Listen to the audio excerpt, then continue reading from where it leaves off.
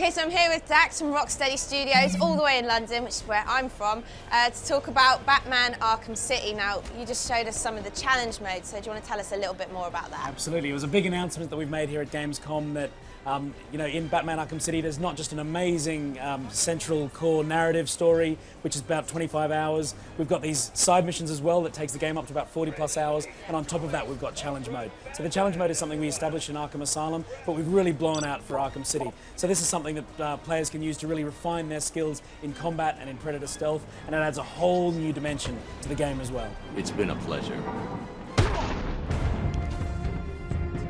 Now, the first game, Arkham Asylum, was pretty critically acclaimed, so was it a tough act to follow? Yeah, it was. I mean, we established, I think, a lot of really innovative, original systems within Arkham Asylum. But we put that pressure on ourselves to really beat that in Arkham City. You know, we didn't want to just make an Arkham Asylum 1.5, we wanted to make a genuinely new game in every way that really gave players the opportunity to feel like Batman with this amazing sense of freedom of navigation as well. And that's what Arkham City really offers. Do you think this is another game that will last a long time? I genuinely do. You know, the amount of focus that we put into little cameos, little unexpected things. There's a lot to explore and a lot to find in Arkham City.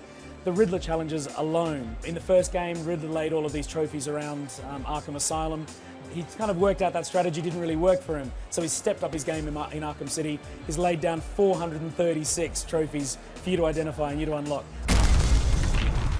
And you also announced that you've got some other enemies, including Mr. Freeze. You will die. We've got a ridiculous number of enemies and super criminals within Arkham City. We're adding Mr. Freeze in there as well. And he's a really interesting character because he's very traumatic. You know, he's a very emotional, sympathetic kind of guy. He's a super intelligent scientist, but all he wants to do is cure his wife. Okay, so that all sounds really cool. When can we expect to see the game? We're talking Batman Arkham City coming out this October 18th in the US on PlayStation 3, Xbox 360 and PC, all of them in 3D.